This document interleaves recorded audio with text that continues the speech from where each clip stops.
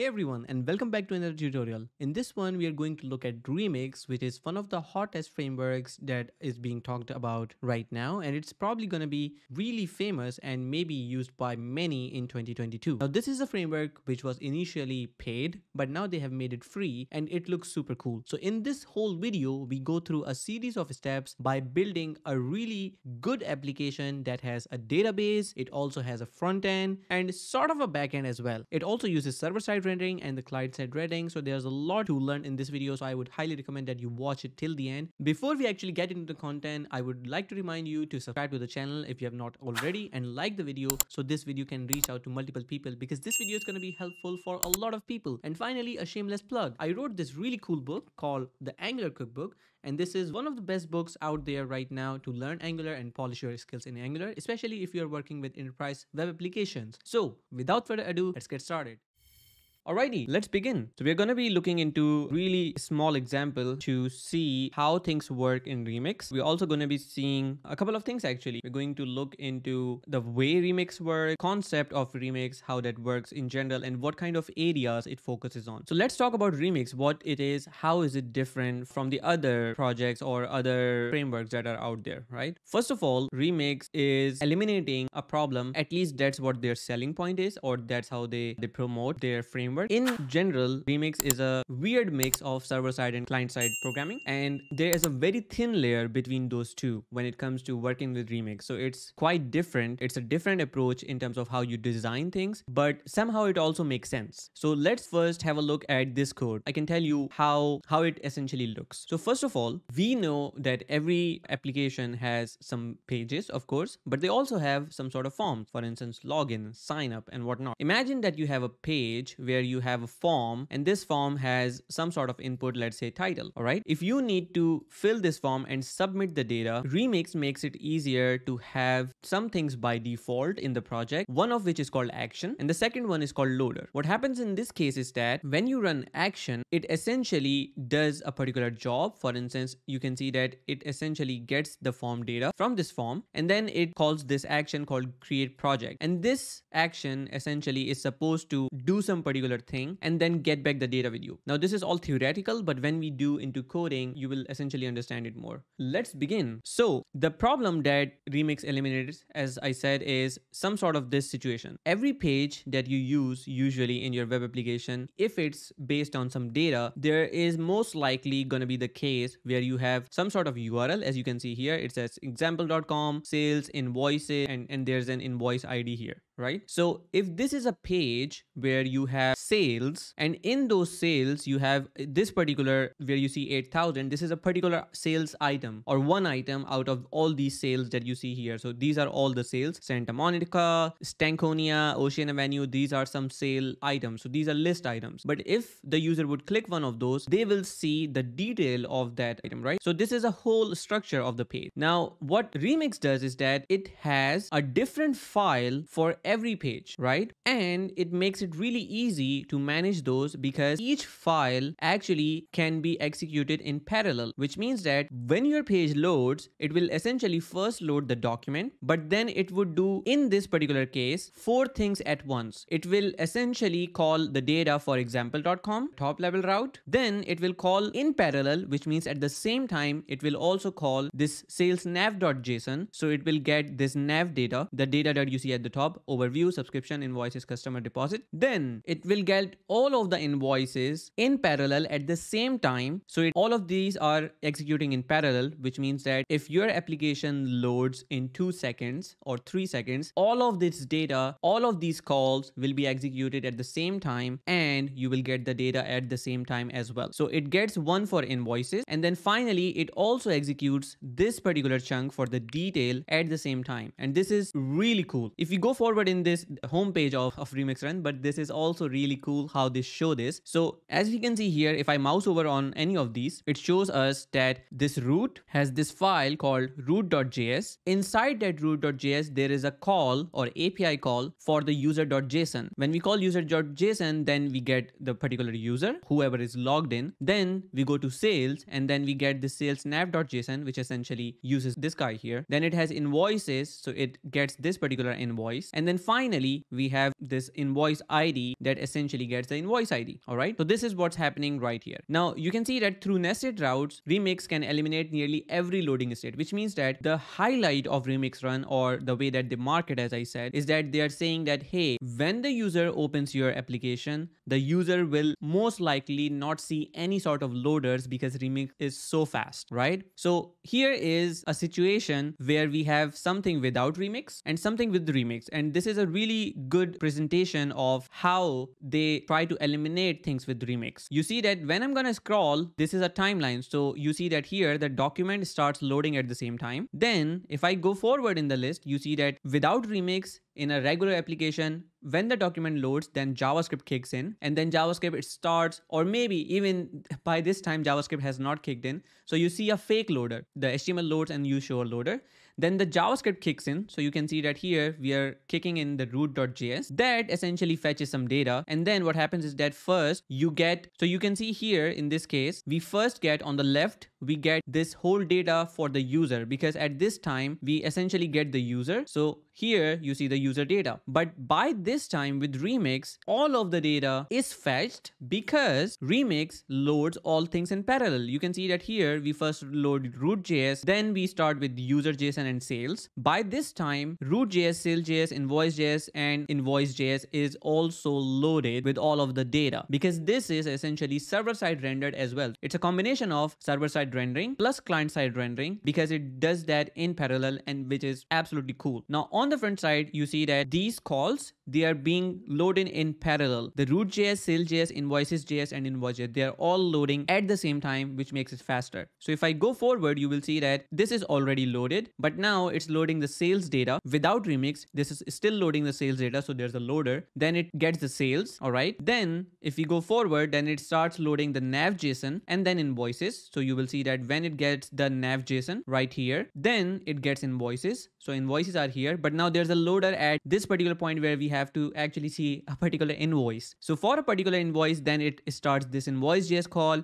And now you see once this is loaded, then you actually finally see this data, right? So this is what it's about. Here you can see that if we compare all of this along one side, Remix essentially loads everything at once, but with the other cases, that's not really true. Nested routes allow Remix to make your app as fast as instant. Yes, so we already talked about this. So talking about the forms in Remix, it's really simple because you don't need to have a lot of things here. There are only a few things that you need to do. For instance, you can see here is that we have a new invoice function, which essentially returns a form. So this is JSX. So Remix essentially uses JSX just like React. What it does is that here you have a form, you have a method for post. What it does is that it takes only the type and the name is essentially then used to submit it. And this is all you need for having a form. No fancy JavaScript required, which is amazing. So we went through how you create a form. Then when you submit this, it automatically calls this action method. Every Remix page or component has this, which means that you can use this action to get this form, and then you can do something like,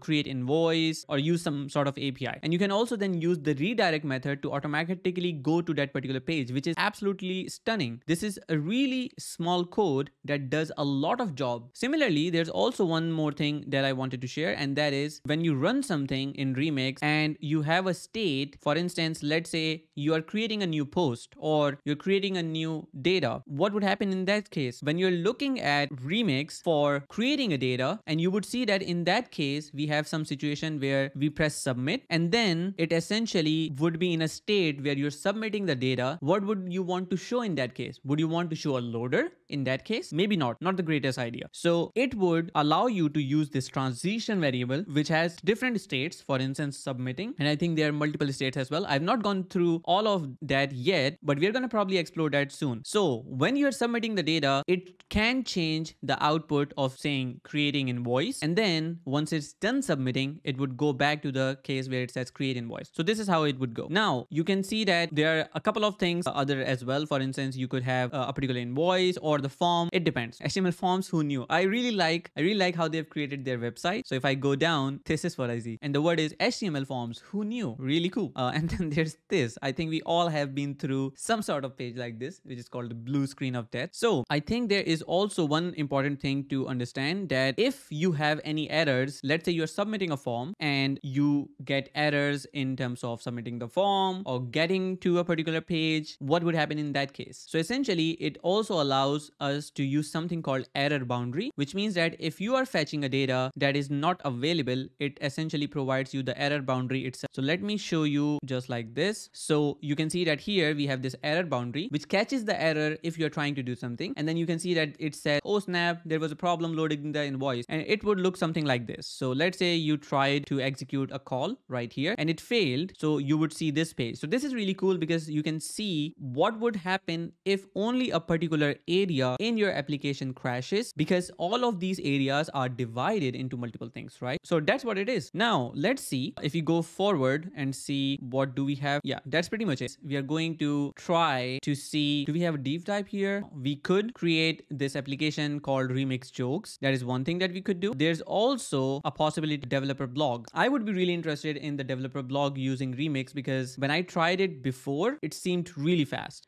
So let's do the jokes app. It's going to be fun and we're going to see how this works. And also, if you just go through this, you might not be able to understand everything, especially if you are not experienced enough. So I'm going to be going through this while explaining what it means, what everything means, how this glues together. So the outline of this project is we are going to generate a new Remix project. We are going to use files, routes, the nested variety, that's good, styling, database extraction with SQLite and Prisma, mutations, validation, authentication, error handling, both unexpected and end user cases, SEO with meta tags, JavaScript, resource routes, deployment. Let me quickly open my terminal. Let's create a new remix. So this is a really nice UI of Remix, all shiny. Where would you like to create your app? We're going to call this, what was the name of the application that they give? So Remix Jokes is going to be the name of this app. So we're going to quickly go ahead and say Remix Jokes. Then we are going to use the Remix server. The most easiest one is Remix app server. So we are going to use the same thing because it also allows us to use file system as well. So we are going to use TypeScript for this project. Do you want to run npm install? Yes, please. This will install the application for us. And then we have this sort of a structure where we have Remix Jokes, README, some files here, some demos here as well. This is just the default scaffolding of the projects that we get.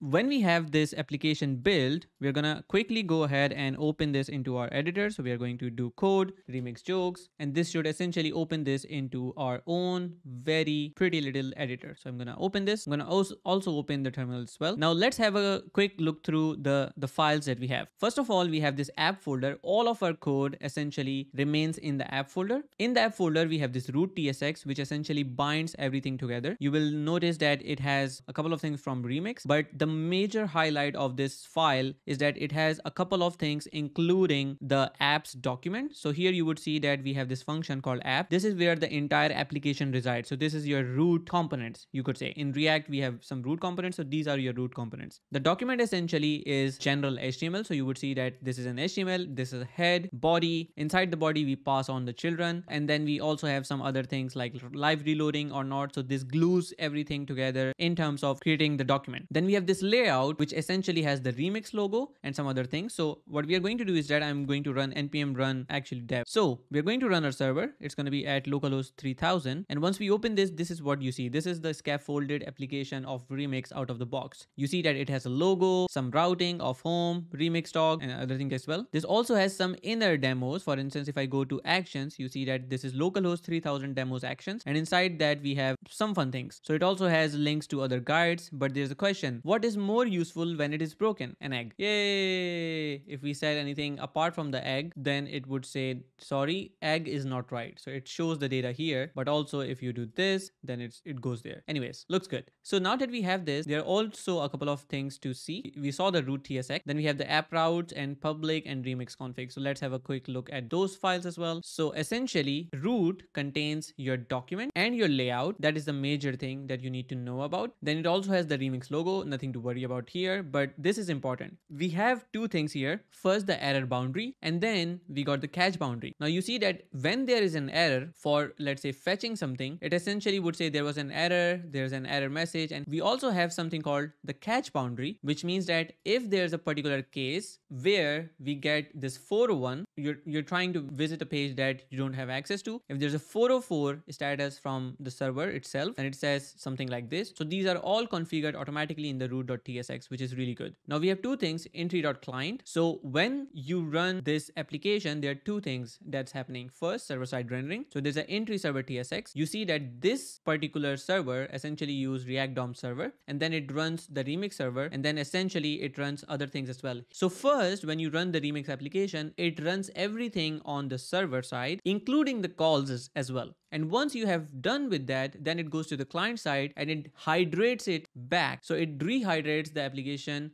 on the client side as well, which makes it really fast because from the server side, you already see everything working. Then we have the routes, which essentially tell us about any pages that we already have. So routes has index.tsx, and then it has demo. So there are different demo like about, params, voa. There are a couple of things that are happening here. In this index.tsx, you can see that we have some sort of links like remix docs, React router docs, remix distort. So here you would see them exactly here. You can see that remix docs, React router doc, or remix discord. This is coming from there. Let's quickly have another look at the file itself. So we got this, and then we also got demos. So you see the demos here. So they are both being used there. If I go all the way down, you will see that it has this index component. So this is the index.tsx. So there's an index, and inside that we have all this link. So welcome to Remix. This is the main. This whole part is inside the main. A side HTML, which has demos in the app and resources. So demos in the app and resources. It's also going all of this. Apart from this, I think we covered everything else. So we don't need to do anything else. Apart from this, we also have this remix.config, which is important. So you see that in this remix.config, essentially we have all of these things like the browser build directory, public path, dev server port, server build directory, where this is going to be building everything. So all of these things are important in terms of Remix, but you don't have to worry about those at all. Finally, we should run Npm Run Build. So we are going to close our server right now,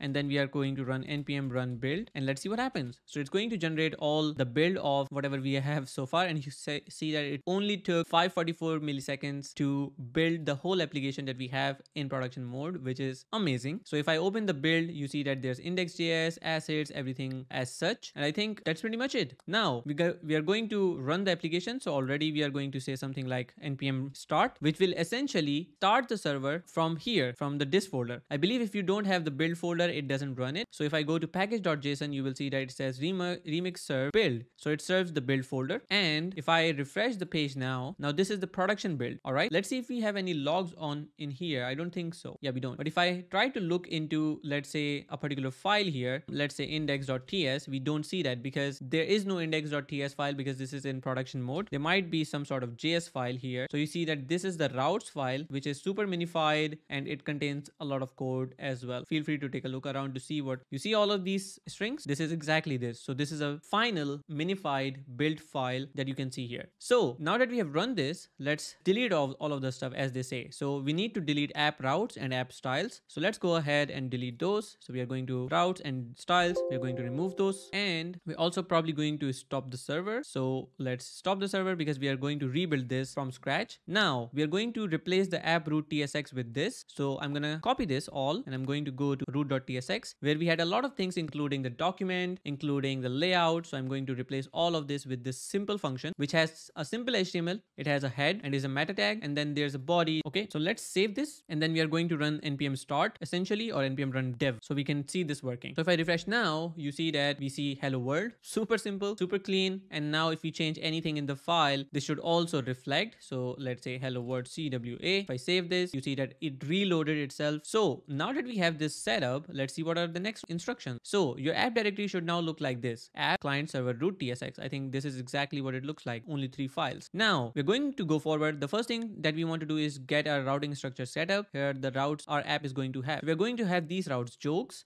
joke ID, joke new, and login. These are the routes that we can create. We are going to create a new file called app route index.tsx. So let's do this. So first we are going to create a folder. Inside we are going to call this routes, and inside we will create a file called index.tsx. If this is your entire application, then this whole thing which is outside, this is a block of content, right? Then this guy here, I mean, apart from the side label, this is essentially a nested route in which we have this heading, this list, and whatnot. Then inside this, we have two different things. We got the list itself, and then we got the sales. These two are essentially one thing, but this thing here, this is a nested route as well. So we have a lot of distinction between these three things things because we are using nested route. And the way you define your nested route in Remix is some sort of like this. If we talk about nested route in Remix, you get a nested route by placing the outlet inside it. So you can see that at the top level, we have this outlet, which is going to be printed here instead of the hello world. So we are going to use that. So let's go to our root tsx, which is this file. And then we are going to use the outlet here just below here. Okay. And then we are going to import the outlet right from here. Now, if I refresh, let's see what happens. So on 3000, localhost 3000, if I refresh, you see hello index route. Previously, it was not showing anything. Did you notice? If I remove this outlet, let's see what would happen. So if I refresh this, you don't see anything, right? Because there's no outlet being used here. But when we add this outlet, it essentially goes to the routes folder automatically. And then it says here, what we see right now is this hello index route.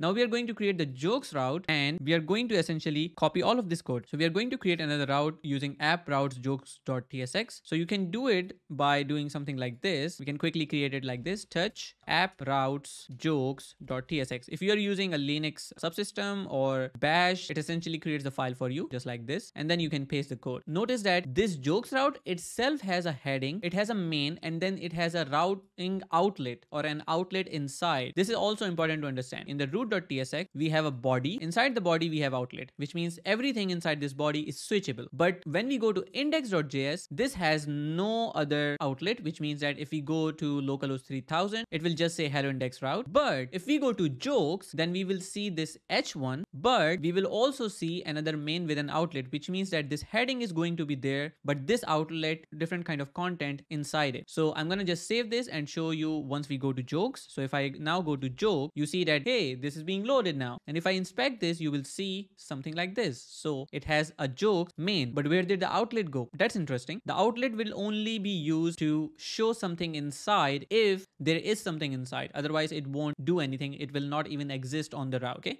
You can see that inside the body, we got directly this div, this joke, and this main. So that is really cool. Now let's see what do we have next. So we are going to create another file, jokes index.tsx, that we are going to use. So we are going to copy this. We're going to create this file. So we are going to say jokes/index.tsx. Now notice that there is a routes folder inside. We have jokes. If we want to have nested routes inside jokes, which is using here, which is the outlet, we know that we want nested routes. So we're going to use the same name for a folder here. So we are going to create a folder called jokes, and then inside we are going to have an index.tsx. So here you will see that inside routes. Okay, so we don't have the jokes folder because we need to do mkdir app routes. So we create this folder first. You can see that there's a folder now, and now we can create this file inside. So this is index.tsx. And now if I save this, let's see what happens. So if I save this and go back to the app, now you see it's a null here. All right. So if I refresh now, you see that we get the heading, but now inside the main where we have the outlet, we show the content from the joke/index a file. Here is a random joke, blah, blah, blah. I was wondering why frisbee was getting bigger than it hit. Okay, awesome. So now you see that the whole structure of the app looks like we have the root. Inside the outlet, we are running the jokes where we have this heading. And then inside this outlet, we get this jokes/index.js. This is a whole hierarchical thing that you can use to create your applications as you would want it. Now let's move forward. Now, if you refresh jokes, you'll see the content, blah, blah, blah. That is fine. We already did that. And notice that each of those route model is only concerned with their part of the URL. Let's handle the jokes/new route. So that means we are also going to create a new file and we are going to paste this code. So here we are going to say jokes and we are going to say new.tsx. All right. And now in this new file, we are going to paste this. Now notice this is plain HTML CSS, but what's more important is that this is a form which has a method post. It has a button which has a type submit, which means that clicking this button should submit this form as a post request. Then it has some labels and it has inputs, but each input has a name. This property name is important when you're submitting the form because you want to know what is this input. Is it the name or the address or the content, whatever, right? Once you have these things figured out, it should look something like this. So if I go to Remix and if I go to jokes/new, you see that we get this: add your own hilarious joke, name, content, add. So if I do test and if I hit add, then what happens? You can see that cannot read property route of undefined blah, blah, blah, because we don't have the handlers right now. So we are going to look at that in a bit, I believe. So now we need to parameterize the routes, which means that when we get a particular joke in this way, where you say jokes/joke ID, right now we go to jokes/new, but here it could be something like my my joke ID or whatever. So when you go there, you should be able to see only that particular joke that you have. We need to create a route with this dollar sign. This is important. This essentially parameterizes the URL of this particular route, which means that now you can see app route jokes ID. So I'm going to copy this and then I'm going to create this file as well. So we are going to say something like, let's see, we're going to call this touch here. So we are going to say touch app routes joke. Then we are going to use the slash sign dollar and then joke id.tsx. So joke id.tsx. So if we create this file now, you see that we create a file with dollar joke id.tsx and then we can fetch this joke ID from here very easily. So now that we have this, we can quickly go and paste this code that we have gotten. So this is the code. Now you see that this is a particular joke route and we do have some content here. Here's your hilarious joke, blah, blah, blah. This is a particular joke. In this new, we have a form that shows a joke. In the index, there's a random joke. So there are 3 different routes. So let's see. So if we go to just jokes, we see a random joke. If we go to jokes/new, we see the form. But if we go a particular URL, let's say my joke ID, you see here is your hilarious joke. Now this is a different route which fetches us whatever we have here in this function route, this one. Now that we have this, let's move to the next step, styling, which is really important. So from the beginning of the styling of the web, we use link. Yes, I know. Here, what we are going to do is we are starting off by styling the home page index.route. So this app styles index CSS, we are going to just add this. So we are going to go app and we should have a folder called styles and we should have a file called index.css. All right, we save this, we go back to our code. Now update the routes.index.tsx to import that CSS file because we have to import this now. And this is an important concept to understand as well. And this is going inside the root file, right? Yeah, exactly. App routes index.tsx. So here in the index.tsx where it says hello index route, we need to do this. In Remix, it's really important that you export constant that is called links, which essentially is an array of style sheets. So imagine your index.html, which usually has a lot of link tags in the HTML. In Remix, you essentially have an array and you can see that here the link rel says is style sheet and the href is this styles URL. So we are importing the styles index.css and then we are passing this into this array. This is important. Once you return this constant, you essentially add that automatically to this index route. That is how you apply styling to a particular component or a page in Remix. So now if I go back to here and try to go to index, we got the index route here. So Remix makes it easy for us by providing the convenience links component. So what we need to do is to go and use this links component and then add it to the HTML. Super neat, or the head tag. So we need to go to root tsx. We're going to import links and all we need to do is just add in the head this links tag and Remix automatically pulls everything from this link object to right here or in any component as well. So now if I go and see, ooh, there we go. You can see that now our styles are being applied. Super cool. Now let's move forward. So the thing is that since we are only importing or exporting that CSS from index, it might not go to the jokes. Jokes route doesn't have any styling, which means that we might want to see if there's a global way of styling or if every file has to export anything. So what is this? Aren't the CSS applied? Did the body get removed or something? The thing is that everything is there except the link tag. So if I open this now versus previous page, if I open the elements, they say that the link tag should be here. So here in the head, we have link tag. So you can see that we have this CSS here. But if I go to the jokes page and go to head, then you don't see that link tag at all. So that is not there. So what we do is we create all of these files, app style global.css. So we are going to create those files, touch app styles global.css. So we do this, we go inside the global.css and import this. Then we also have other files. So let's quickly copy those as well. Global large.css. So we do this large.css and then we paste this code. So now that we have copy pasted all of the code, also download the font and license, put them into public fonts Balu. So we are going to do that as well. Did we also download the license? No, we didn't. Okay, so we need to add the folder itself. So it's going to be inside the folder public fonts Balu. All right.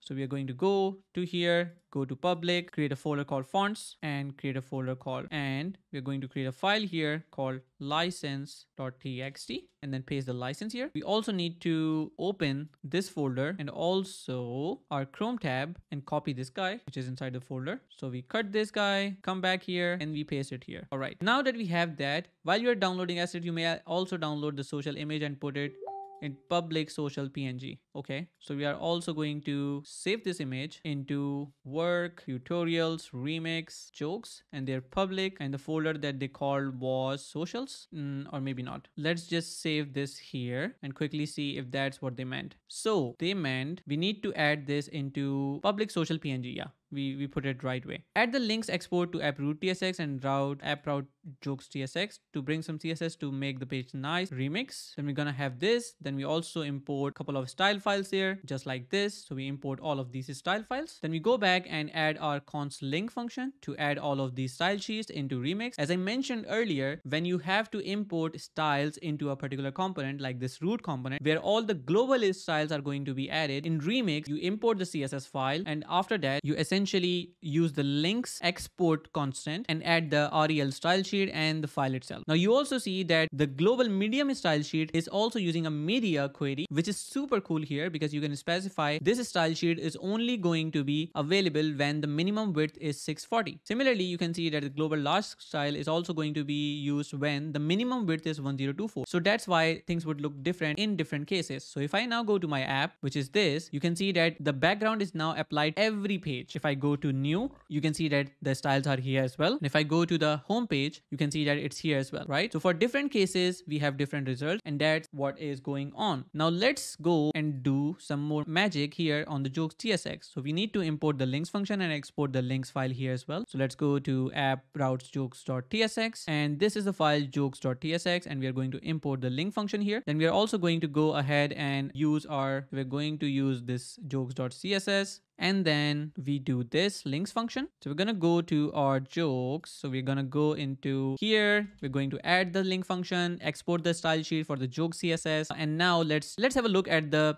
jokes themselves. So here is the jokes page. Then we have the jokes new, and then we have, let's say, a new joke, my joke ID. And now you see that we got almost everything covered here. Let's also add a link to the jokes from the homepage and follow some of the class names in the CSS to make the homepage look nice, which means that now they're doing some changes in the index.tsx. Is gonna have this. So if I go back to the app now look at it. Ooh, this looks good. Remix jokes. So if I go to read jokes, it goes to the jokes page. Then if I go to jokes/new, then we have something else. And then it goes on and on and on. We're going to use Prisma for creating a new database using SQLite. Then we are also going to use Prisma client to install that. And then we are going to use npm install Prisma client. Then we need to initiate project with Prisma using SQLite just like this. So let's do that. So we are running npm install or npx Prisma init. Data source provider is SQLite. So when we do this creates something for us actually. So let's see. And I think at this point we should probably install git or add git to our project. So we're going to do git status, which will give us an error because this is not a git repository. We're going to do git init. Then we're going to do git add all, and then we are going to git commit initial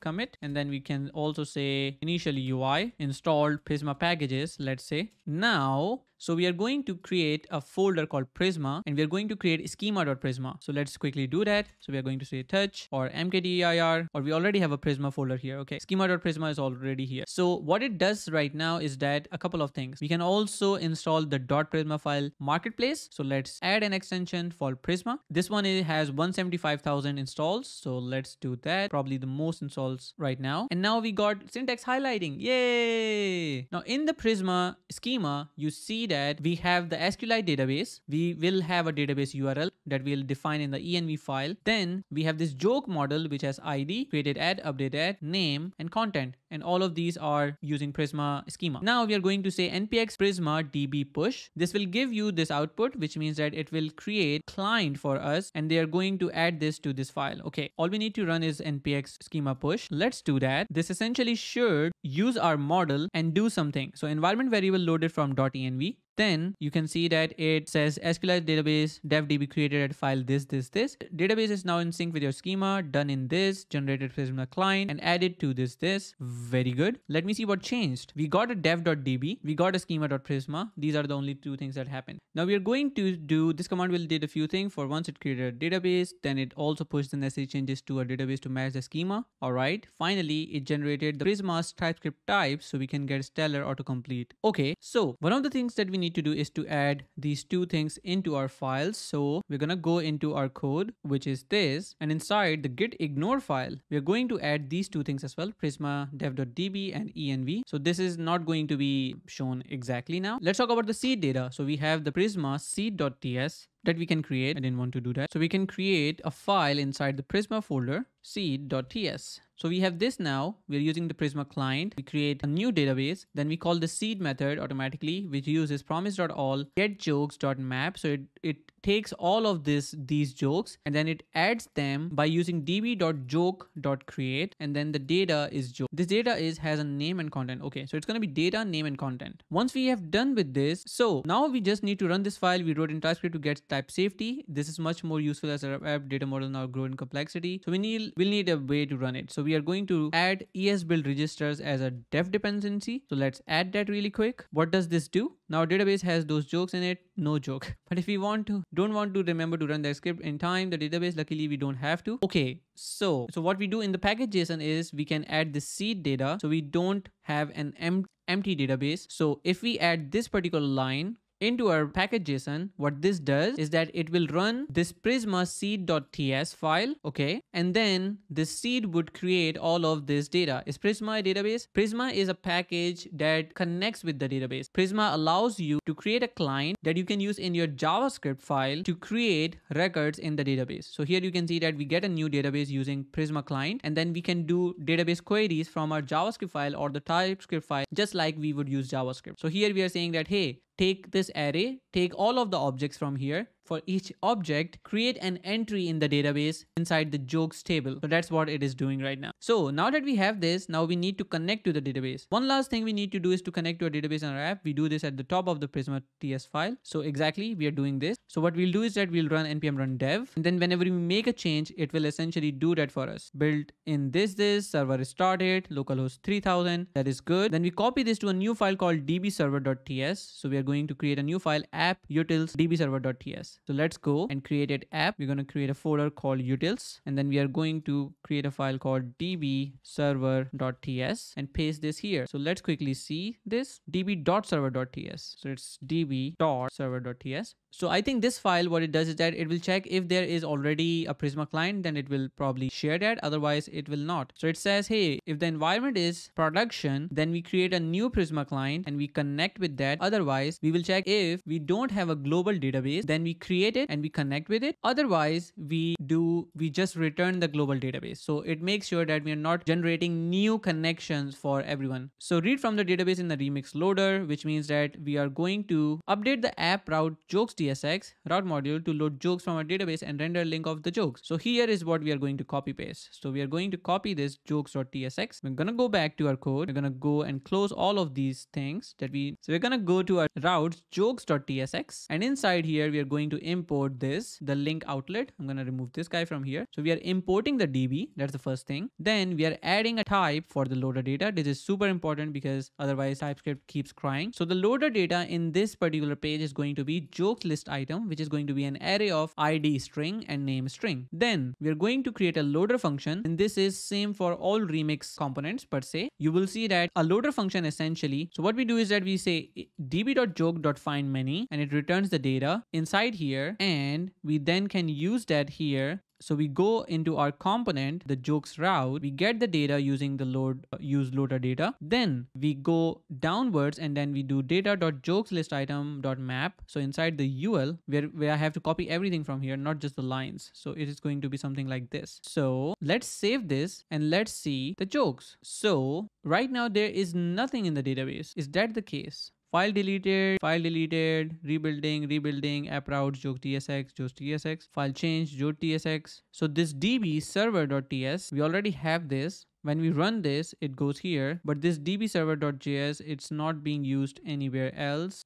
Okay. In the index.tsx, we don't have it. In the utils, we are creating this. Okay. Okie dokie. Then we got the seed tsx. This should run and add all the items. So I'm going to actually put a console.log here, test or lay seed working. So I'm going to put this here, and then I'm going to just add npm run dev. And now it says EDDR in use. Remix app in development mode 8002. So that means we are not running the server. So npx kill port 8002. So that's killed. Now let's see if we run npm run dev. So server started on localhost 3000. If we go and refresh now, we do get the joke, but we don't see the seed working. Why don't we get the seed working? That is interesting. So let's see. If I do package.json, if I go to Prisma, if I run seed, I could actually run all of this seed working. If I run the dev now, and I need to kill the port as well again. So now if I refresh, there we go. We got the data. So if I click trees, it shows the trees joke. If I click frisbee, it shows the frisbee one, read worker. Okay, so for every ID, it right now shows the same thing. But if you don't use it, you only see the jokes, right? Here's a random joke. And then if you click something, you see a particular joke. Cool, interesting. So now that we have this, let's move forward. So we get the data, as we said, from the utils DB, show the jokes from there. And here is what it looks like. Data overfetching. I want to call out something specific in my solution. Here is my loader. So here you have joke list item, joke find many, take 5, then select ID true, name true, order by created at DESC. Where are we doing this exactly? Nowhere. So I'm gonna update my find many to be specific. So we're gonna go to jokes.tsx and find many should have this new object where we say take 5, select only ID and true, order by created date, DESC, so the latest ones. So if I refresh now, you only see 5, which is good. And now we're gonna go to do something else. So wrap up the database queries. We're gonna go to the jokes ID and export this log here. So we're gonna go to jokes, jokeid.tsx, and inside here we're gonna be exporting the loader function. So they do have the code here, which is importing joke from the Prisma client. So I should have done something like this: importing type joke from Prisma client. Then we got the DB. Then we got the loader data. So loader data is going to be joke and joke. Then I need to just use this whole loader function. So I'll do this, the loader function itself. What is changed from here? We just query find unique the joke itself. Then we check if there's no joke, then we say joke not found. Otherwise, we send loader data joke and return the data. And then we have the joke route where we just say this and this. Okay, here's your hilarious joke and this. So I'm gonna go inside this div and just paste this. And now we don't need to import this. We also need to import this from Remix. Let's see. So if I now show this, so we have this, then we have road worker permanent link, which is this. Okay, so if I do click here, elevator permalink, dinner permalink, okay, read worker. So it's currently giving me the entire URL, data.joke.name. So now that we have this, let's see. We'll handle the case where someone tries to access a joke that doesn't exist in this database in the next section. So what we are going to do is that here you are going to get a random joke from Prisma. So we go to jokes.index and then we get random jokes from there. So it's routes.index.js, and here we are going to add a couple of things. We're also going to add loader function and use loader and link. So we are going to go ahead here, then use these. And then we are going to add this const data and then the return statements as well. So we're going to go ahead into jokes index route and then do this const data, and then we are fetching a lot of things from there. There's the loader function. So this should be looking like this. So it will go ahead and first it will count how many jokes are there. Then it says random row number mat.floor. It takes a particular row, then gets that one using a skip random row number, and then it shows it. Okay. So we're going to do this, save this, and go back to Remix, refresh. And if I go back to our jokes page, which is this now, so here's a random joke. Now you see it's a random joke. If I refresh, there's a random joke, random joke, random joke, random joke, and every link here that we show has a permanent link. So if I go to the jokes route in the beginning, I can click here and it takes me to the permanent page of the joke. Now this is going to always fetch the same joke, but the home page always has a different joke. So that is cool. Let's move forward quickly. Now we've got ourselves a jokes new route button, but that form doesn't do anything. Yes, let's wire it up. So we are doing a post method. It's important to make sure that it has it. Okay. Then we are going to use new task, and then we are just going to run this whole function. So we are going to go to the new TSX and we are going to replace all of this with this. Now let's see what's happening. We have this heading. We got this post, name, content, submit is exactly probably the same thing. Yeah, it's exactly the same thing. So not much here, just a form. And here's the Prisma code you'll need. So we do db-joke.create and name and content, and that would create it for us. So here we're going to go and import a bunch of files. So let's import those files.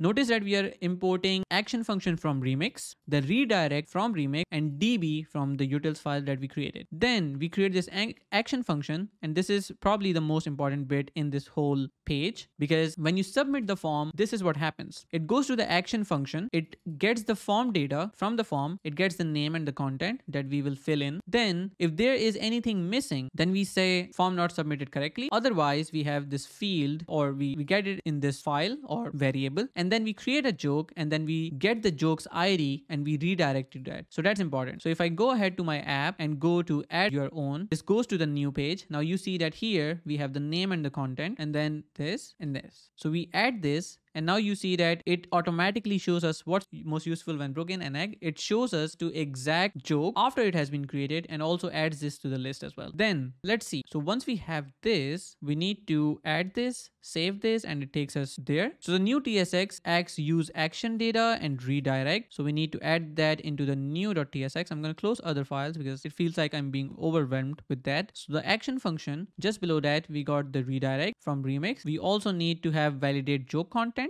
and we also need a validator here as well. So we don't need these then. Okay, that's fine. So we don't need these. So we go ahead and we create those two things. Validate joke content. It takes content, checks if it's less than 10, we have a problem. Joke name less than 2, we have a problem. Then we get this action data as a type. So we create that. Now this is a type of form error, field error, fields. These are all going to be used inside the HTML whenever there's something wrong. So we're going to go ahead and say action function. We are going to take this one out, and let's see. So action function is going to be this. We give this a type just like this. So it's going to be either a promise of response or action data. Then we return the form error if we have this issue. So instead of throwing the error, we return this form error. Then we got field errors, and then we have this. We're going to create the field errors, fields, name, content. And if we check if we don't have any value, then we add the fields to it. Okay. So we get object of values, field errors, .sum boolean, and then we add that to this. Okay, that sounds good. So finally, we use this action data inside our code. In the new joke route, we use that action data. When we submit the form, we get the action data, and then we go ahead and say the default value is going to be this. So we go to our input,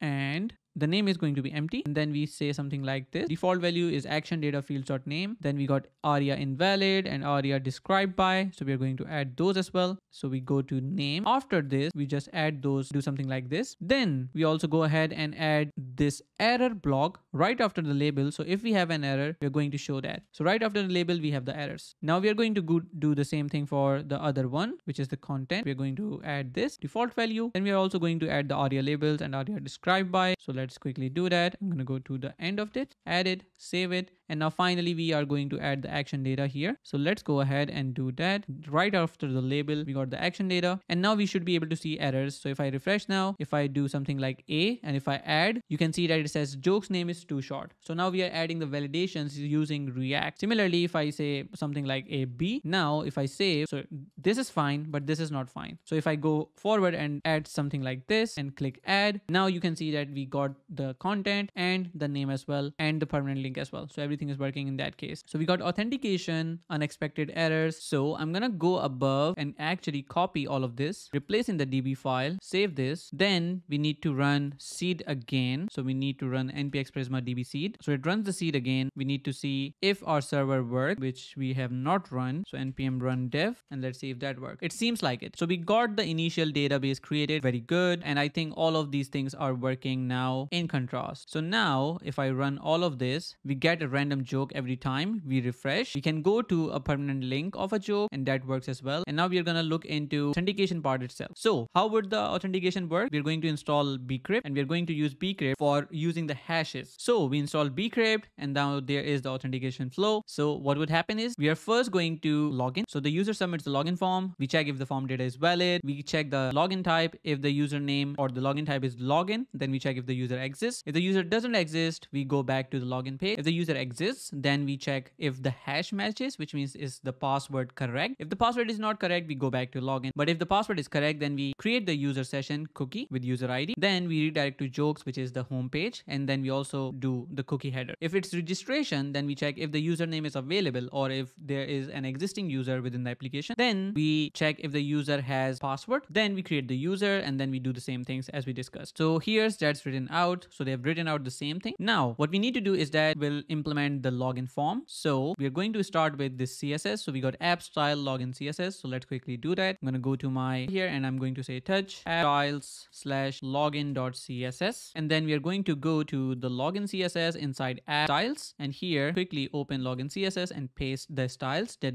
they have provided. Then we are going to see the login TSX. So I'm going to copy this. So we are going to create another route now, and we are going to call this app routes and slash login.tsx. And then in this file, we have the code. So now that we have this, let's see if we can navigate to this. So if I go to slash login, we see that we have the login page implemented. So we have the CSS, we have the login, and we have other things as well. Now, interesting thing here is that as we discussed that in order for a file to link with styles or CSS, we need to have this export from Remix. So Remix works in a way that it needs this links constant to be exported from here. And that constant should be an array of objects, and each object would say, hey, what kind of link this is, and the related attributes as well. So you can see that here we import the CSS, the login CSS, and then we take it in a variable and then we assign it to this array object, which essentially links it at the end with this page. If I don't do this, or let's say if this contains nothing, an empty array, then what would happen? Then obviously, even if you're importing the CSS, this login would not have the styles that are required here. So this is crucial to have this object. So now if I save this, you see that everything looks good. So we got that, we got the login function here. Inside here, we have, I'm having a quick look through it, but you can always obviously go to the Remix side and check this out. Essentially, we have a simple form, we have a post as the method. We do have some inputs, like we have the button, we have the option if it's login or register. Then we have the username, we got the text input username, we got the text input password. Then we also have the submit button, and then we have some links like home and jokes. Okay. Now, if we have a look here, you can see that it says home and jokes. So if I go to home, it takes us to home. If I go to joke, it takes us to joke. Everything works right now, but it might be possible that we restrict the user to not go to jokes without being logged in. Let's say. So we got the login or register, and here we can then apply or provide the form values. Now let's see what we have next. So we already got the login TSX working. So it looks like this. We are good now. Another thing that I was talking about earlier, every time we submit a form inside Remix, it calls a particular method called actions. And that action essentially handles how this form behaves. So when you submit it, it essentially should do something, call an API or do something crazy. That is going to be happening in the action itself. So in the next step, most likely they're going to cover that. So if I open this now, you will see that in the login.tsx, we import this actions function. Let me zoom in a bit. So this action function, links function, we already talked about the link function. We don't need to understand about that, but the action function is important. So we create an action function right here. Inside that, we get the request form data. So whatever we're submitting from the login form, we get that. And then we do some sort of validation. Crazy stuff here. So I'm going to quickly go here, copy this and paste it here. So we get all the things in one place. Now notice that we have this action, which is a huge chunk of code. So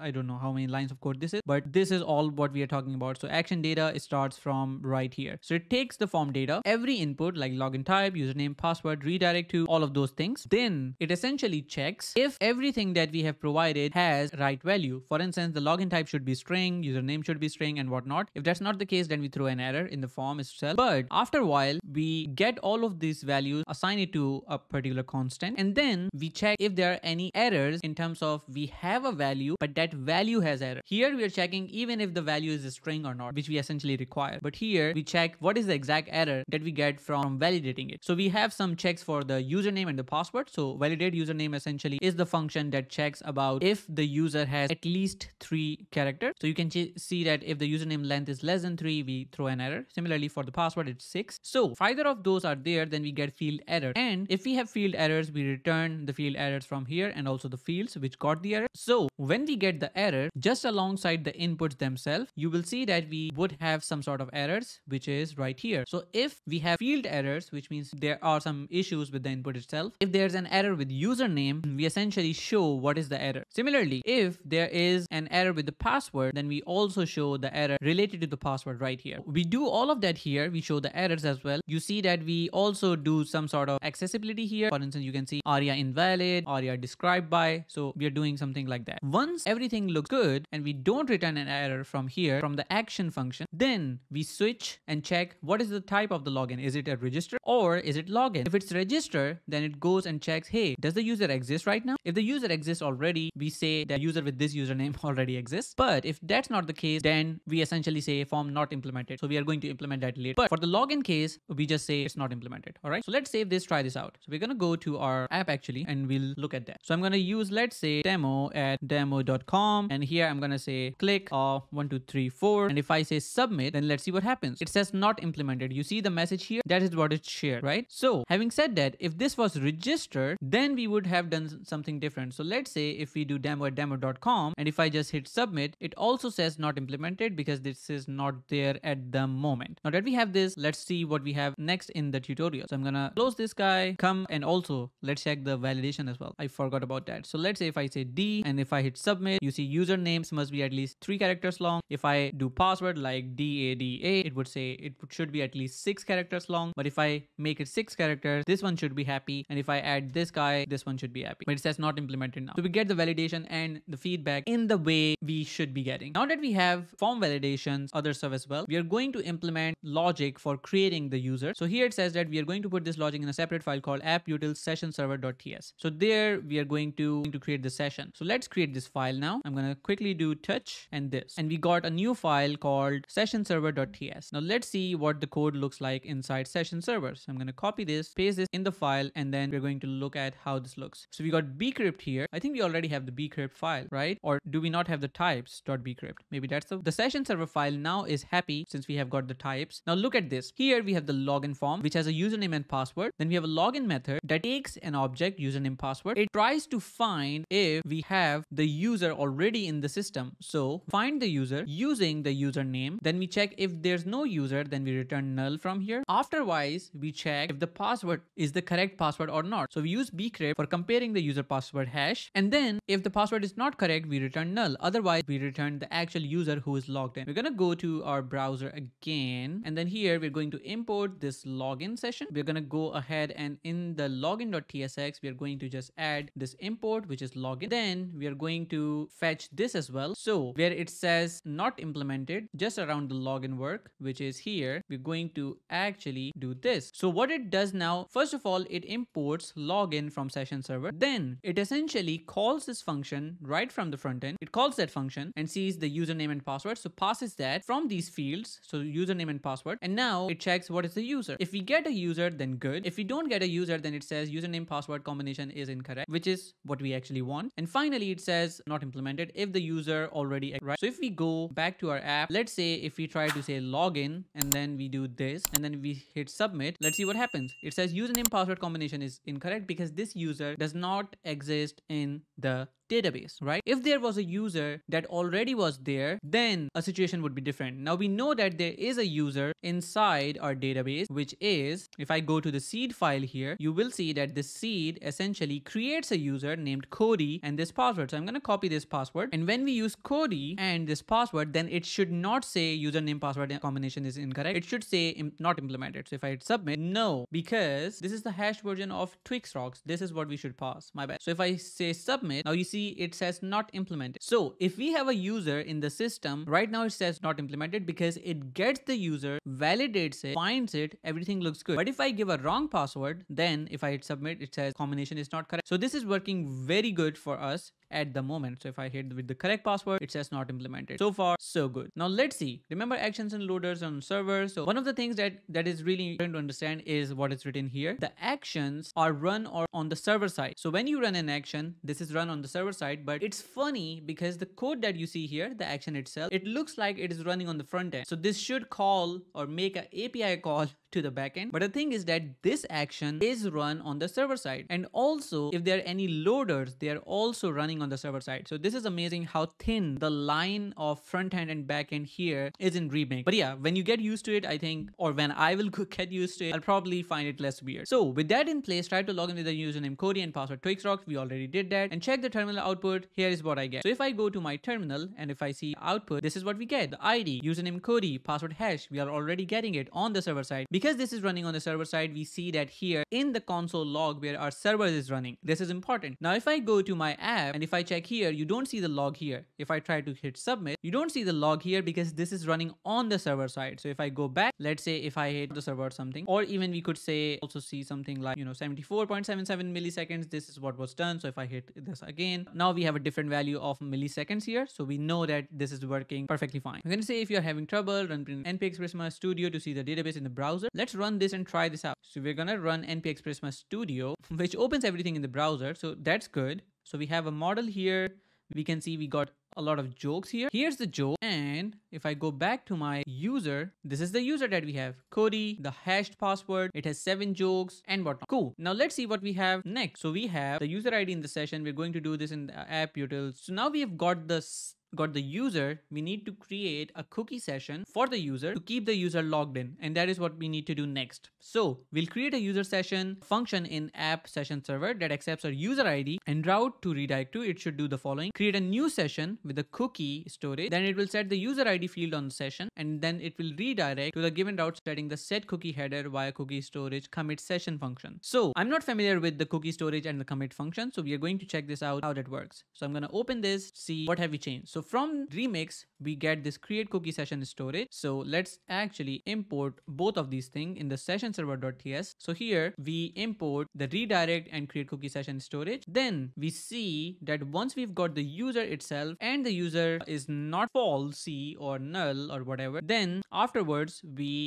do all of this, which is good. Then we create this session secret. So from this login, we create this session secret using the session secret, and then we have some other stuff here as well. So we're gonna this function here, code here. Then we also have a storage that we are using, and then we have a create session storage as well. So I'm going to copy paste all of this. So let's see what's happening here. First of all, this session storage, we take this from the env. Once we get that, we essentially create a cookie session storage called rj session, which is random jokes session. And then we essentially use the secret, same site lags, path this, maximum age, http only true. Then we create a user session using this function with the user ID and the redirect to. So it essentially first gets the session, sets the user ID to user ID, and redirect to the particular one. Okay, now this looks good. So I'm gonna run this now and see if there is an error. Now you see that here it says this particular error, which says session secret must be set, as you can see it here. So we're gonna create our env file. I don't think we do. Actually we do, but we're going to say session. Why is my keyboard not working exactly? Okay, let's see. So we say session secret equals, and here we say CodeWithAhsan as a secret. Now we are going to save this, and we are going to check if our servers are good. So we're going to run this again. We got a problem with the port itself, so let's kill the port of the database, and then we run npm run dev, and let's check out how this works out for us. So our server is running. I'm gonna go to my page, refresh. You see the login here. Okay, now we are also going to update the route login. So here you would see that once we have the login tsx, we are going to check if the user is there, and if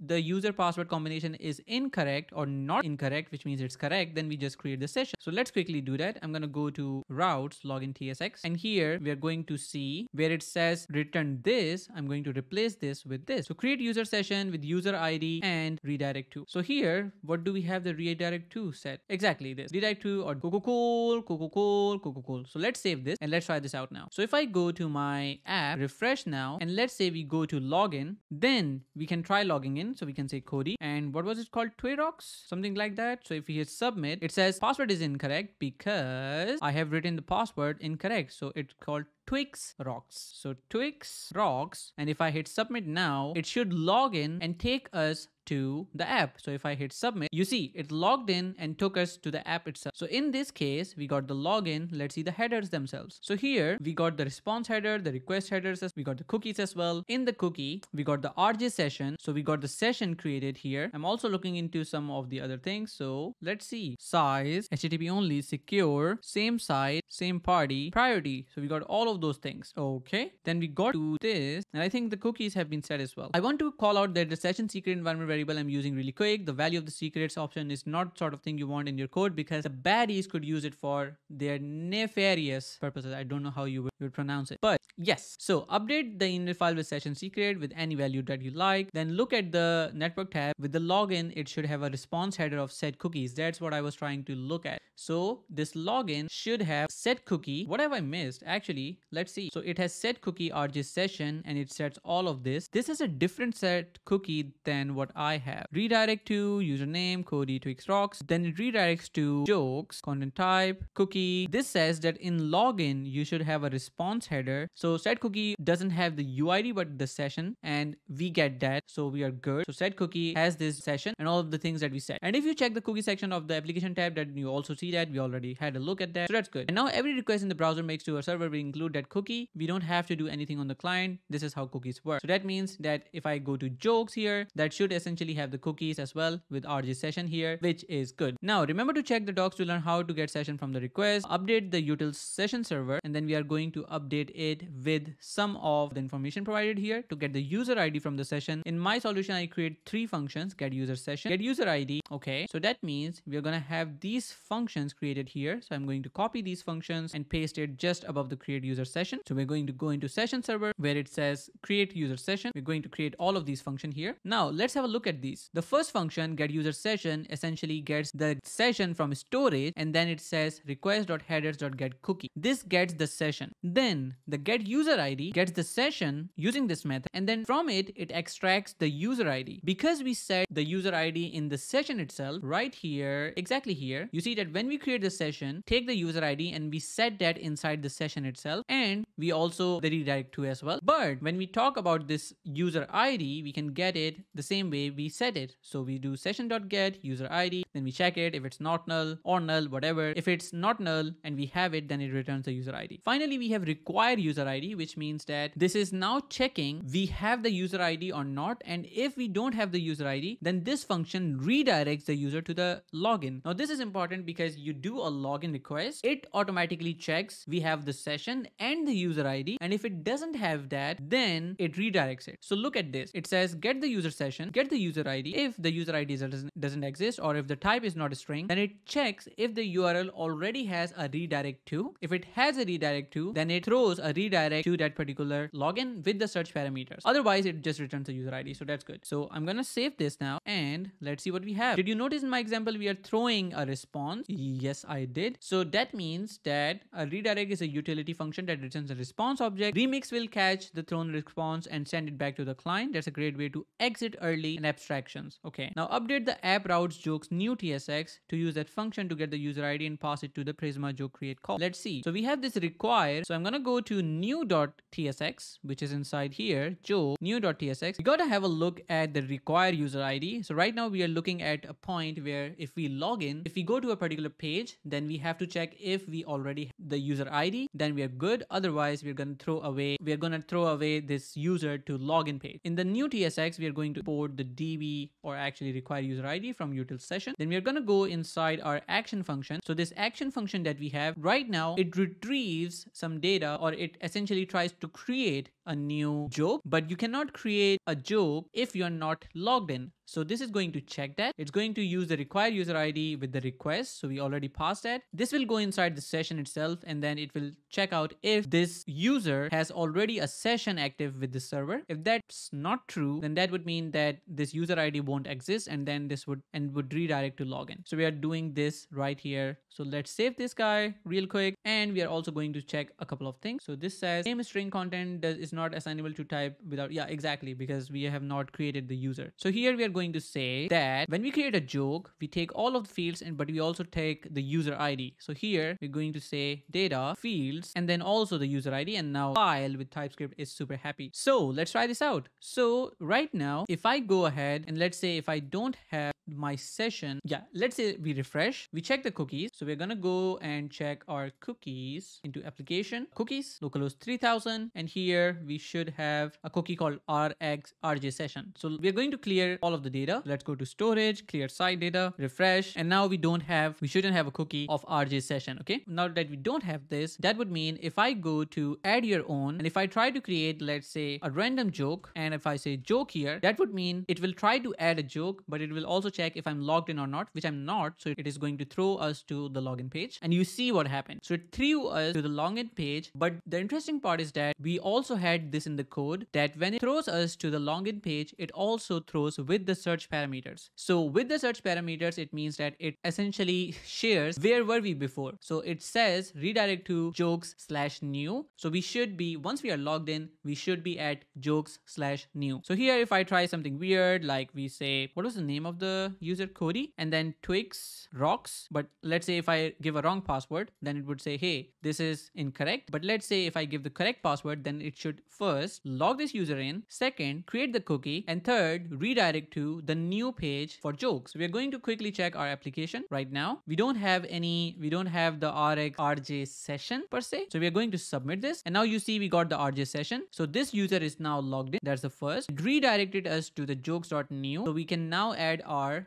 new joke. So we can say random, or let's say broken joke, and we can say what is an egg. Yay! So we're going to add this, and now that we add this with the logged in user, it should allow adding that to the server. So if I say add, hey, let's go. We added this. So broken is a new joke. You also see its URL in the top, and you can see that we got the broken permanent link here as well. Now, if I go to jokes, we see a random joke every time we refresh. So here, if I refresh, you see that here's a random joke. Random joke, random joke. Every time we refresh, there's a random joke. But if I click on broken, then it takes me to the broken joke, which is a permanent link, and I can refresh and keep seeing the same joke all in all again if I really like that joke for some reason. So one thing that we did really cool here is that if the user is not logged in, we don't allow creation of the joke, but if the user is logged in, then we allow it. So even if we go and clear, let's say, all of these cookies, and if we try adding our own, that wouldn't work. So we can say dummy test, blah, blah, blah, whatever. If I hit add here, it takes us to login. Okay. So I hope that this makes sense to you so far. Now let's see what we have else. So build the logout action. So it says create a new function that will log out the user. So we are going to do this and this. So we are going to create a new route, and Prisma Studio is up. Okay, please turn this down. I'm going to say touch app routes and then logout.tsx. Inside this file, we are going to add this code. Let's see what this does. It essentially just has this loader, and then it redirects to / and this has this action which calls the logout method using the request, and that's pretty much it. Hopefully getting the user loader pretty straightforward. Okay. So let's see. If I log in now, I use Twix. No, it was Cody, and then Twix rocks. It now has this. If I refresh, it keeps saying login, logout. If I hit logout, it removes the value. Here it is, right? It removes the value of it. So we got this working. Pretty cool. One of the things that it's saying is that then the cache would not get invalidated. The loader is just there in case someone somehow lands on that page. We'll just direct them back to the home. Okay, that makes sense. Notice that the to prop is set to new without any /. This is the benefit of nested routing. You don't have to construct the entire URL. It can be relative. It is the same for the link to dot, get a random. Okay, that sounds good. So finally, let's talk about the user registration. So we are going to add a couple of functions like register into the server utils. So we are going to go ahead into our server utils, which is this guy. And here we already had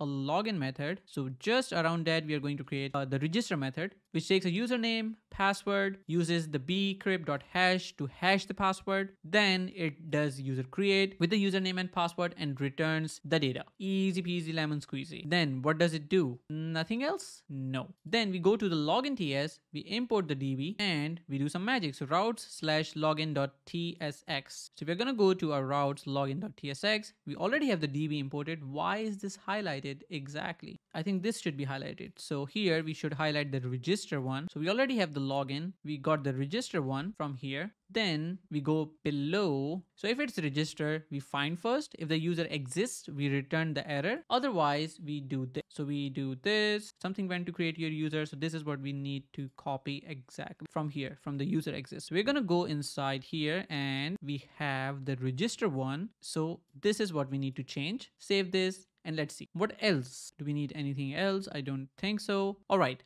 So if I refresh now, we're going to try to create a new user. Let's say we create ahsan@demo.com and then we choose something like totally fine. So when we do this, we're going to see if this can register itself, or let's call it Ahsan Ayaz. So if I submit this, it creates a new user, shows me that I'm logged in, which is pretty cool. And if I refresh this, it looks okay to me. I can add my own jokes. So my joke and leaked password. So if I do add here, you can see my joke was created because I'm logged in. If I log out, I can go back, but I cannot add anything just like this. So it would say, no, cannot do it. Just log in, please. Right, that sounds good. So let's check the register with an existing user in the database. So I can do something like Ahsan and I can say totally fine. And this would say that this user is already in the database. User with username Ahsan already exists. We don't allow that. If I do 2, then there's going to be 2 Ahsan there, even though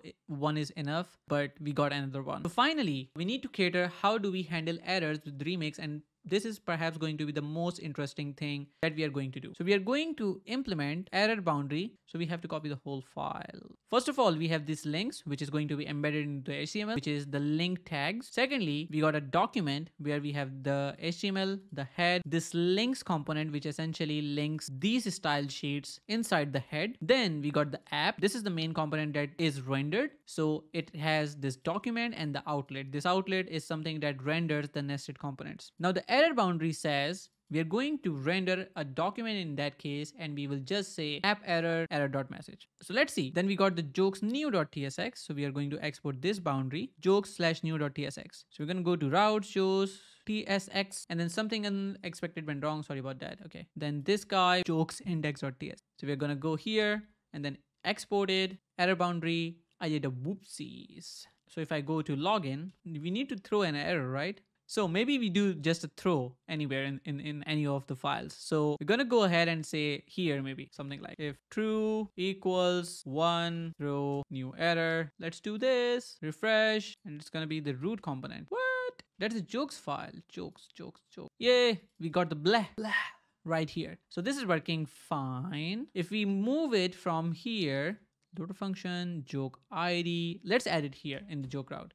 When we go to a particular joke with the ID, then we show that error. My joke, blah. So whenever there is a particular error in the particular place, we show the error. Okay, that's cool. In the joke itself, but what if I do this in the loader, right? If I do this, what would happen? Jokes, and we get this error. So we get the error, bad request, jokes, whatever. What I'm not really sure about is added one to root tsx. We also have this. This is really important to understand. What I am sold about Remix is that it should show an error to their particular places and not at the top, which means if I'm having a login route, it should show me something like this. But if I'm having an error in a nested route, it should still show me the other thing, and then it should show me an error at their places, not at the top. So I'm missing something. Let's see. The jokes ID has this one, so I've missed some things, which is this joke ID. So I need to do this into the jokes ID, which has to have an error boundary, and we also need to import use params from Remix. So this should show me the error at the place of the error. Let's go. If this was not like this, then I would have, if I save this without the error, see what happens. We show a global error, right? Because it's not caught at the component level itself. And this is really interesting. Now, if this is caught at the component level itself, which is just the joke ID one, so this is the boundary of this jokes ID component that we talked about, which is joke ID.tsx has only the boundary of this place, which means if there goes something wrong in this component and is caught in the error boundary, this should only show here, and the rest of things still should work. I should be able to go to add your own and whatnot. But if you don't have an error boundary, this is where it gets interesting. So if I don't have this, then it is caught at the top level. The error boundary becomes the top level and you can't use. So this is really cool because we can handle errors at their own places at the same time. So now that we have got this, let's see, we added this into the new one. So we got the login one. We also got the joke ID one. We also have the jokes one. So if we don't get a random joke, then that's going to throw an error for us. So I'm gonna remove this and check that out as well. So the jokes.tsx tries to get a random joke, which is inside here, index.tsx. So it tries to get a random joke right here. So let's break this. So if I save this, go back to my route, my app, and if I go to the jokes by doing this and read joke, we get the error. I did a oopsie because this is not able to get the random joke right now. But can we also have this jokes list show its own error? Maybe not, because the jokes.tsx is here and it doesn't have an error boundary, which means that it will not show the header. If we want, we can take this particular card out, which means that we can take out this whole div, which is a list of random jokes. If we move this into its own file, then that could also have its own error boundary. Now that we have all those errors, let's talk about expected errors. So sometimes we know they're going to be expected errors, like if someone is trying to open a route which is not authorized, which gives a 401. If someone is not authenticated, or if there's a page that is forbidden, or if there's a page they are trying to access which does not exist at all, like a 404, that means we are going to have some errors around that as well. So that is usually caught with the catch boundary as far as I know. So I'm going to also take that in account. Allow export default paths to represent the happy path and not worry about errors. The default component is rendered. We assume all is right in the world. Okay, so let's see. So we are going to add catch boundaries now. It also says with that understanding, we are going to add a catch boundary component to the following routes: app root tsx, just as a last resort fallback. Okay, the joke id tsx, where the user tries to access a joke that doesn't exist, 404. The new tsx, when a user tries to go to this page without being authenticated, as a 401. Then right now they'll just redirect it from login, and then if they try to submit without authenticating, that would be a super annoying to spend time writing a joke only to get redirected. Then we have the joke index.tsx. If there are no jokes in the database, then a random joke is 404 not found, simulating this by deleting Prisma tab.db. Okay,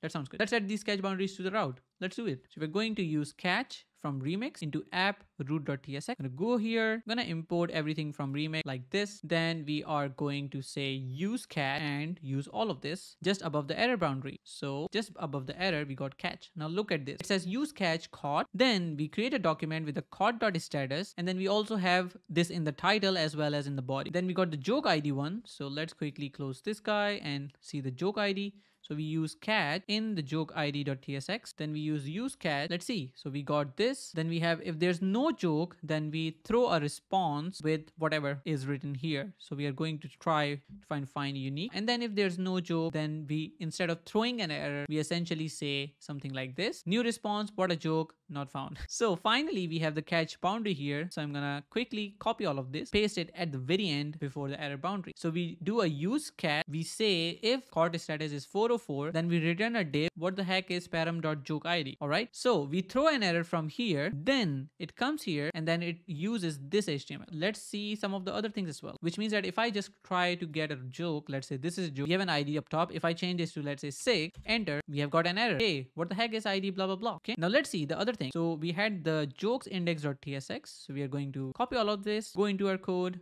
and it was jokes index.tsx. So we are going to use this from remix, and we are going to use, if there's no random joke, then we say random joke not found, catch boundary. So here we are fetching the random joke just like this. We're going to add this line here, which says if there's no random joke, then throw this response with a 404, and then we go ahead and add this catch boundary. We're going to go ahead and just before the error boundary. Now look at this. This checks if there's 404, then we just return this div. There are no jokes to display. I think that's pretty much it. Finally, we are going to check the jokes new tsx. Here we are checking if the user is not logged in, then we use catch, and then we use this link to just show them that, hey, you're not logged in, please go and log in. We're going to use the same thing here. So we're going to go to the new tsx. In here we're using these two things, use catch and link. So use catch and link, then we add this loader request user ID, and we add this throw link here. So we use this here. Then so loader function. Don't we have a loader function here? We don't have a loader function here. So we're going to add that function now. Going to add the get user ID, and then we have this. So we are going to say in response unauthorized status 401. Finally, we are going to add this at the end, the catch boundary. So we're gonna go ahead before the error boundary, just here, and then add this. If it's a 401, we say error container, and then you must be logged in to create a joke. Okay, that sounds good. So I think we are good. Let's log out. Let's go to jokes. But if I go and add my own, you must be logged in to create a joke. Go to login. If I go to login, I can see this. If I go to jokes and try add your own, again says with the caught error, go to login. And that does exactly the same thing. Here's what I've got with that bad request. So if you remove the data, then you would get 400 bad requests. What the heck is this? There are no jokes to display. So if there are no jokes, let's see what happens. So I'm going to remove DB file essentially. So we have the Prisma dev.db, but we need to stop the server and also stop the database itself. So we are going to kill the port, and then we are going to remove the database. And now if I run again, we would see that if I go to jokes, get of undefined. Ooh, we got an error. Why do we get an error? Cannot read property get of undefined. Routes.jokes. So it says routes.jokes has, we try to get the user itself which doesn't exist. So that means we're trying to find something. We're trying to get, then we see the get user ID. We go inside there. We try to get session, and the session doesn't exist in that case. So shouldn't we be handling this? Because it says session dot get, which means it's still assuming that I have the user, but I don't have. So this is an error. How have they handled this somewhere or no? Maybe they have not. They have not thought about it that at this point the users might be there. So let's see. So what they have said here is that if there are no jokes in the database, then random joke, blah, blah, blah, don't forget to run Prisma always to get your seed data pack. Yeah, they've not thought that the user itself is going to be deleted at this point. So that's a problem, which means that we need to create a user at this point. So let's fix that by creating the user. So I'm going to go to login. I'm going to say something like, hey, let's say Ahsan, Ayaz. I'm going to say click 1, 2, 3, 4. Create this user. Submit prisma.user.find first invocation. Main.user does not exist in the current database. We need to first delete it. Then we need to run the seed command, which is this guy here. But it also creates the, so that means I first need to do npx prisma db push. So it creates the database for us. First thing first. Then we need to run this seed command. Second thing. Then we need to run the npm run dev. That should work. And then I need to refresh. Woohoo! If I go to jokes, you see that get a random joke. It says I did a whoopsie with a 500 with the same error, I'm assuming. So I go and check it out. So it says loader got an error. Now I'm going to go back to my file, which was jokes/index.ts. We have the error pasted here, so we need to remove that. Me doing stupid shit. And now we should get there are no jokes to display. So when we don't have any jokes, we see this error, which is what they said. So now we can create the data ourselves. So first of all, we are going to remove the database. Let's do one thing at a time. So npx kill and 8, what was it? 8008. So first of all, we're going to fix our seed data. So we have the jokes. I'm going to save this first, the DB. So we are going to remove the database. Then we are going to do npm prisma db push everything for us. Now we are going to run seed command. So it generates that data for us. Now we are going to run the npm run dev. I've got the sequence figured out, guys, finally. So now if I refresh now, boom, there we go. So now that we are there, the last thing that we did was someone comes in and says, I want to log in, or I want to create a new node. You cannot do it if you're not logged in. If I do add, then it's going to be a different thing. So let's say if I click here, this is what I get. If I do this, we get an error. If I go back, that's good, behaving weird. So if I refresh now, we see the error. So if we go forward, we got all of these errors. Now let's see. You know what? While we are adding cache boundaries, why don't we improve the joke ID route by a bit, allowing the user to delete the joke if they own it? If they don't, we can give them a 401 error at the cache boundary. So that means everyone can see the jokes, but only the people who own a joke can remove that. That is cool. So I'm gonna go ahead and this. So adding a delete capability to joke ID. I'm gonna go here. But the question is, shouldn't we only show this? I mean,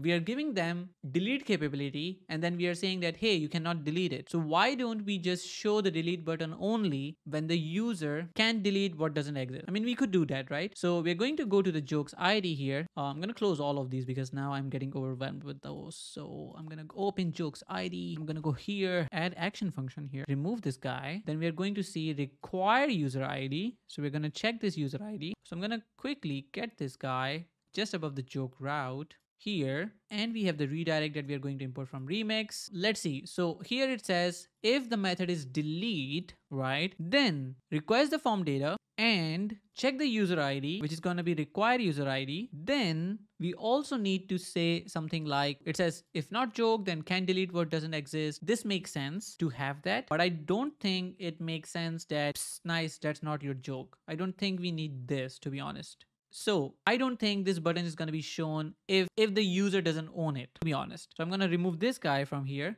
And the check that they had is jokes.jokester ID equals user ID, right? So maybe just remove this guy from here. When we are fetching the data, we also get the user ID from here. We should have a request in the loader as well. So I'm going to do this data, but then also I'm going to add the user IDs as well. In the loader data, I'm going to say user ID of type string. And then I'm going to go and check out in this particular place where we have to add this HTML. So we have data joke.content. I'm going to add first of all of this. I'm going to change that. Okay, I'm looking at some of the things. So it says not your joke, but then we are also handling that with catch error boundary. You know what? I find this duplicate. We use a particular message here with the response, but then we also use a bit different text here. So this is what I don't get. So we're gonna go to our code. So we got the joke route, we copied this. Here's your hilarious joke, and here is what we are going to change. So joke.content, then we got link to joke.name permanent link, and then we have this form which says delete. Okay, so we're gonna only show this form if the joke or the data dot joke dot jokester.id equals the data dot user ID. If that's the case, then we show this. Otherwise, we don't show anything. So now that we have this, let's see. We're gonna add the catch boundary here, which is already there for 404, but we also need to have some more things there. So the catch boundary is gonna be use catch, use param, and all of this goodness. So I'm gonna replace all of this, and then we're going to study what that means. So the catch boundary says caught param. If it's a 404, the status, we show this, but if it's a 401, that means we're trying to do something that we are not supposed to do. So we're gonna go to our app, refresh. We cannot create a joke so far. So if I go to this page, even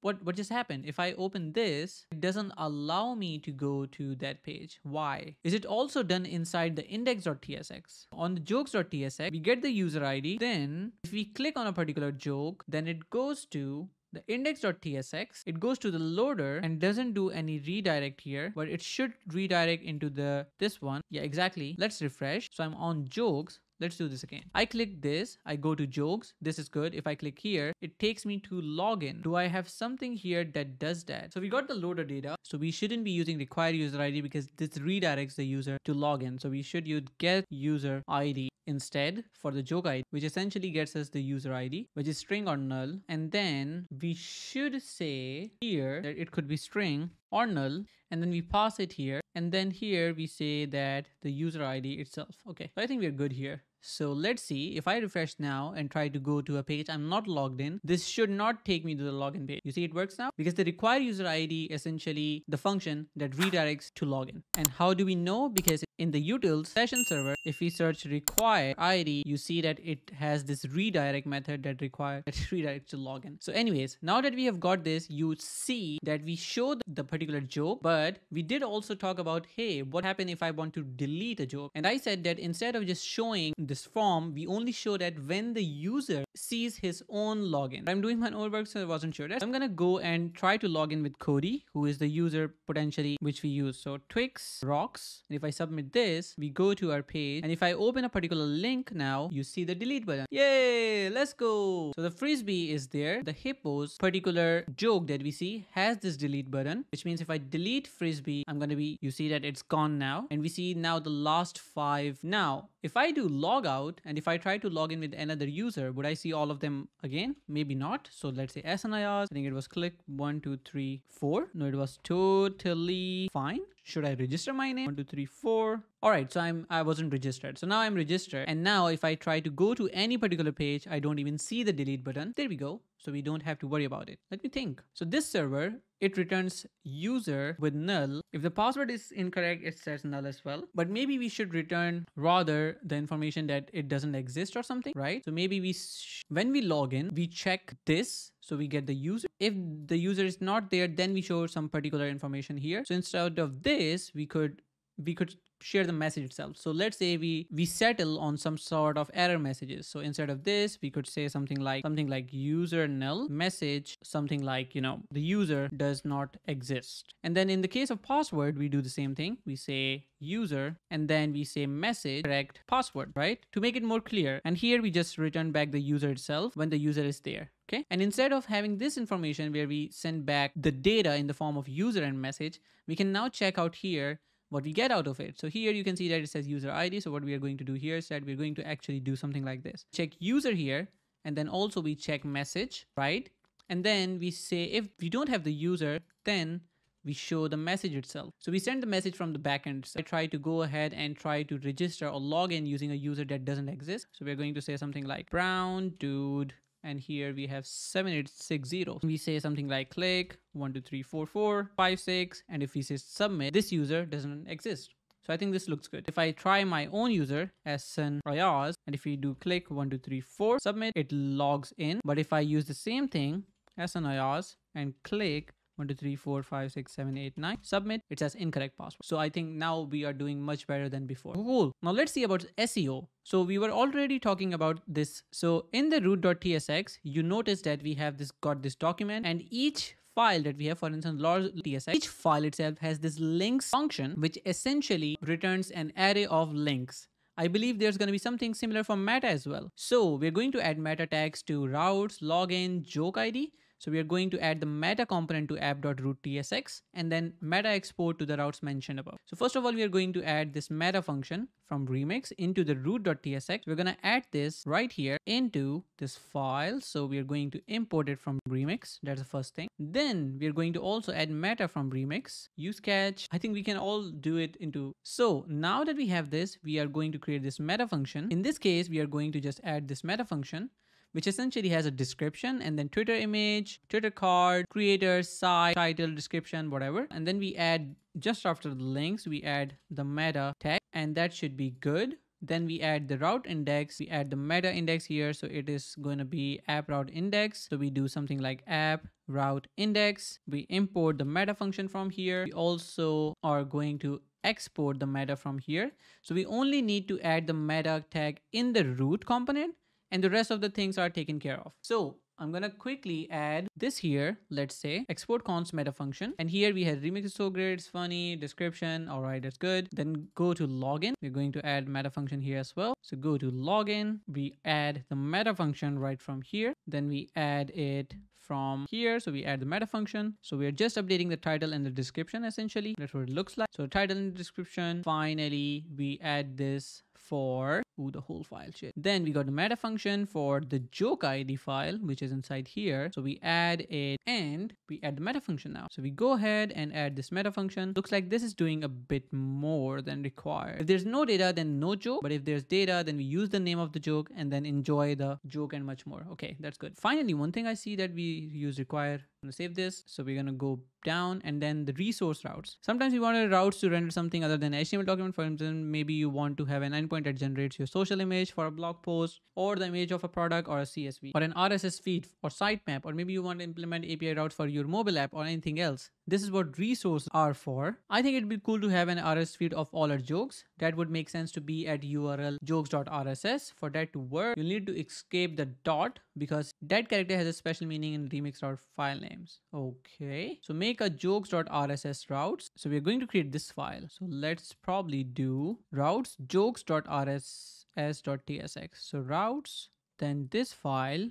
And what this does is that it uses the DB and generates the whole content of it. How does it do it? Replace all doesn't exist on type string. Do you need to change your target library? Try changing the library compiler to ES22. Or does it also contain this information that this is requiring the update? Does it cause any errors for us? Maybe not. Maybe we need to do this and they have not covered it. So in the TSA or the tsconfig file, we probably need to change the target to ES2021 to do something like, we probably would have to do something like this, not this, but rather this new. Then we got patterns here, and then we got to replicate all of this. Then we got greater than double quotes. So we get single quotes first, and then we get a double quote inside. Then we get a single quote. Okay, we do have replace all somewhere. So I have saved this, which means this should work. There we go. Finally, we got this RSS to work. Okay, so we got the RSS now. Although the C data, it's working, right? We should be able to see amp, or we don't see amp here, but if we see ampersand, greater than, less than, anything like this, so we do have, which should replace it with C data. So I think we are good. We got the RSS now. JavaScript, maybe should actually include JavaScript in our JavaScript app. So you pull up your network tab and navigate to a tab. So no JavaScript. Now this is a fun thing, and that is in the tutorial they said do not include any JavaScript and it would still work, while we have been using JavaScript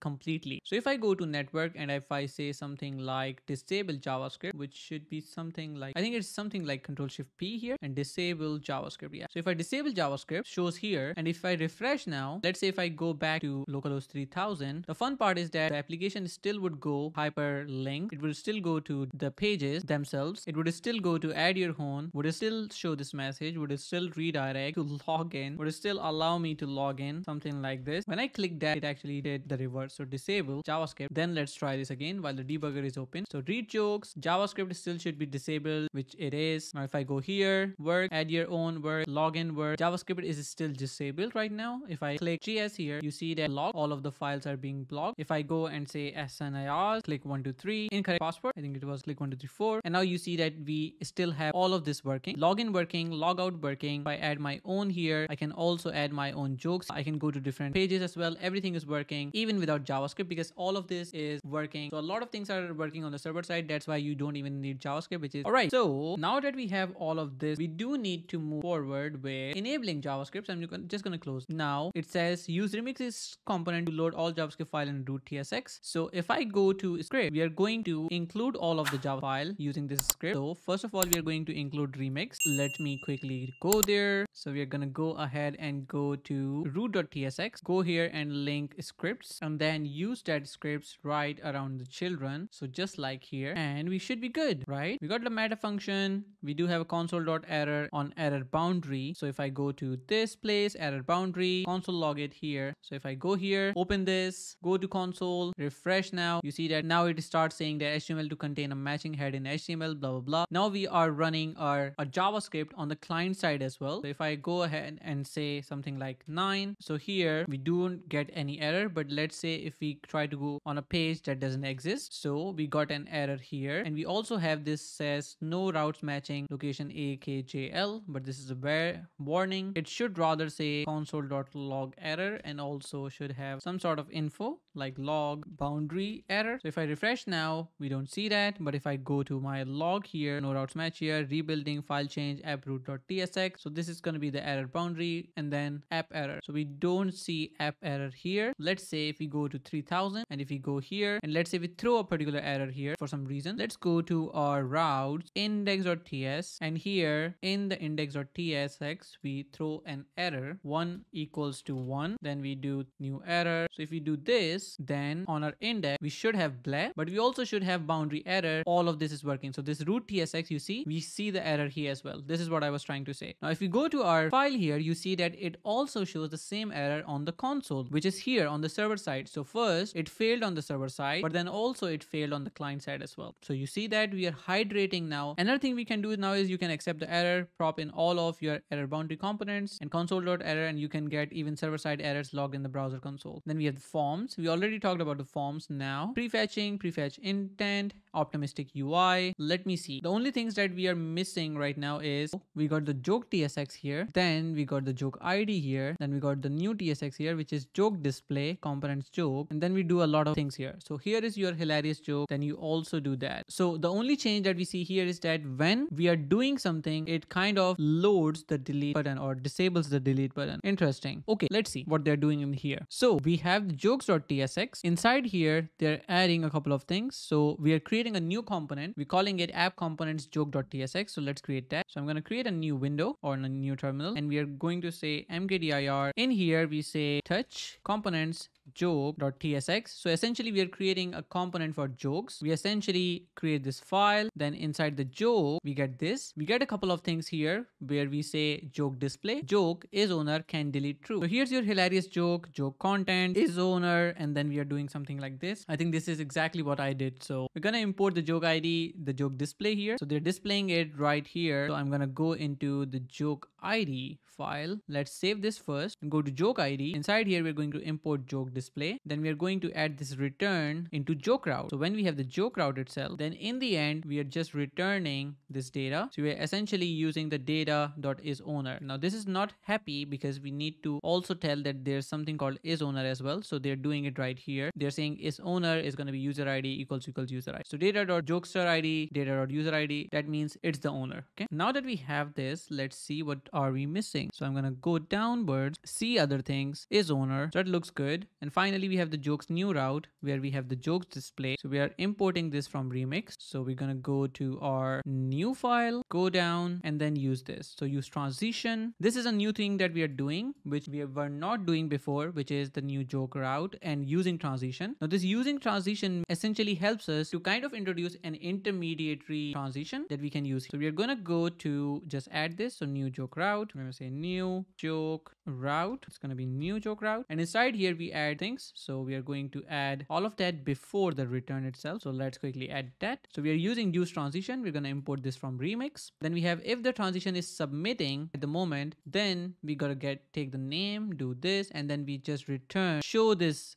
joke display, but can delete is going to be false. Okay, yeah, we're gonna have a look at that, but this is interesting. So can delete is there. Then apart from that, do we have another thing? No, we don't. So can delete is being used here, actually boolean. Then we also have the disabled can delete, and that is being used here as well. Can delete, true, true, button disabled, and can delete, and then this is false. Okay, so that means if I'm gonna try to see this app without the error itself, I'm gonna go and remove the 1 equals 1 from here. We don't see this error anymore. But let's see if I go here and if I'm Ahsan and if I have, let's say, created one particular data, let's say test and random or of the year. If I add this, I should be able to add this. So now we have this here. Now the thing is, if I'm submitting this from the new page, then it would use this transition and check, hey, if you're submitting this, then you cannot delete it. We have all of that. I don't think we need to do that. But the joke display is going to be, in this case, this. And the only thing that we are submitting this is this. So we have add, and let's see what they're showing in here as well.